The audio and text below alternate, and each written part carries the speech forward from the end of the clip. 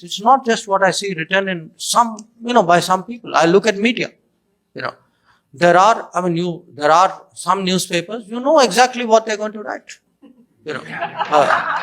So,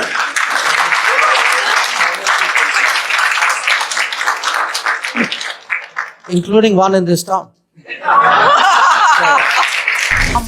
By some people. I look at media, There are some newspapers, you know exactly what they're going to write,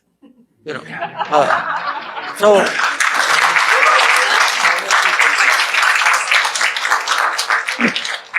including one in this town. Look, my point is there are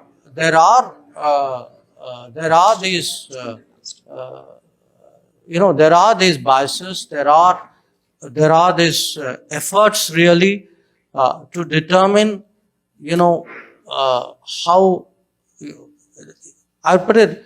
Look, the more India goes its way, and the people who believe that they were the custodians and the shapers of India lose ground in India, the more actually some of this debate is going to come outside. Because they are not winning in India. So they will try and win outside India, or try and shape India from outside. So this is something which we need to be aware of. It is important to contest it. It is important because the most of the Americans, they would not know sort of the nuances and the complexities of our world. So it's important, not to sit back, not to let other people define you. That is something which I feel as a community it's very important for us to do. Thank you. We all carry on our backs the scars of all the newspapers, including the one in this city. So we totally understand what you're saying. We have time for two last questions. Unfortunately, we won't be able to accommodate all questions because of paucity of time, but there is always a silver lining. That means that Dr. Jaishankar will have to come back again to answer these questions. So I'm keeping all these questions, Dr. Jaishankar, for you to come back again. So please don't lose hope. If your question hasn't been asked, it will be asked next time. Dr. Jaishankar, Dr. Mohan Sapru is asking this question. He says, Kashmir situation is often misrepresented or misunderstood in Washington. What is the current understanding of US lawmakers about Kashmir and terrorism there? This is in a sense a very inadvertent but a very logical follow-up of the previous question, because it's a very good example. If there is a terrorist incident, and it doesn't matter of what faith the person who's killed. If there are Indian soldiers or Indian policemen who are abducted or killed, if there are people working for the government or citizens going about their business who lose their lives, how often do you hear people talking about it, pronouncing on it? In fact, look at the media coverage. What does the media cover? What does the media not cover? And that is how actually opinions and perceptions are shaped. There was a big song and dance about internet being cut. Okay. Now, if you have reached a stage where you say an internet cut is more dangerous than the loss of human lives, then what can I say? So the fact is if you look at the whole 370 issue, it's a fundamental, maybe I should not be looking in your direction. I ask you all to just a very basic point. What was a temporary provision of the Constitution was finally put to rest.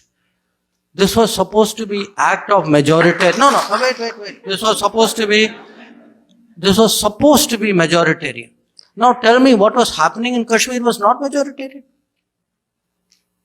So, I think the way facts are slanted, things are played up, what is right, what is wrong is confused.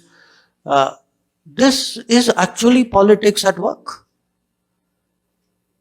And again, we should not let it rest. We should contest it. We should educate. We should message. We should shape the narrative.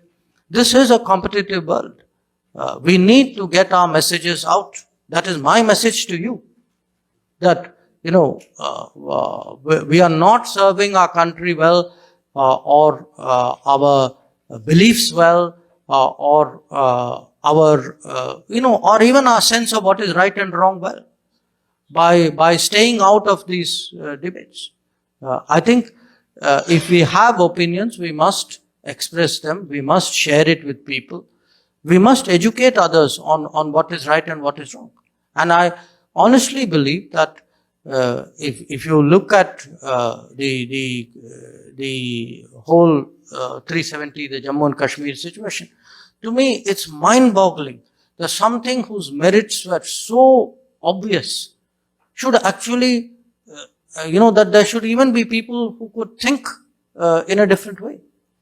Dr. Jaishankar, I know you did not refer to this country in your UNGA speech, but it's a country that we've tried very hard to de-hyphenate in our foreign policy, but it is on somebody's mind here.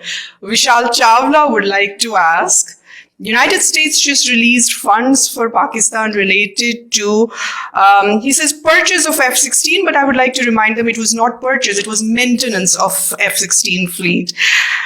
So the question is, how is the US policy towards India evolving? Does it differ along Republican and Democratic lines? And I guess he wants to know that in press, at least, we keep going back and forth. There are high moments, and then there are moments like this F-16 moment.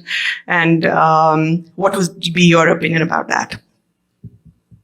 Well, I think it would be, today I can say, by and large, there is a bipartisan view of India. It's not that one party is strongly for and another is against it. And to a large extent, politics is also very individual. So some leaders, some prominent figures in each party would take more interest. Others may not take the same level of interest. So I would attach no sense of partisanship at all when it comes to India. The second question, really the nub of the question, which is in a sense the US relationship with Pakistan and the military relationship that the US has had. Now, you all know that this is not something of recent making. It has gone on for many years. And you also know that very honestly, it's a relationship that has neither ended up serving Pakistan well, not serving American interests well. So it is really for the United States today to reflect whether this, what are the merits of this relationship? What do they get by keeping it continuing? Because at the end of the day, for someone to say, I'm doing this because it is for counter-terrorism, when you are talking of an aircraft like the capability of the F-16, I mean, everybody knows, where they are deployed and what is the use and what is their capability. So, you're not fooling anybody by saying these things. So, the point is, we really think countries finally make their choices based on their own interests. And I would make a case, if I were to speak to a American policymaker, I would really make a case saying, look, what you are doing, forget about us for a moment. It's actually not good for you, what you are doing. Reflect on the history. Look at the last many years of where this relationship has taken you. And how much, what a cost you paid for it. Now be the first to know about the latest updates on our new news app. Go on your Android or iOS, search for HW News Network. Download our app, choose the language you prefer to get updates in, and be up to date with the latest news.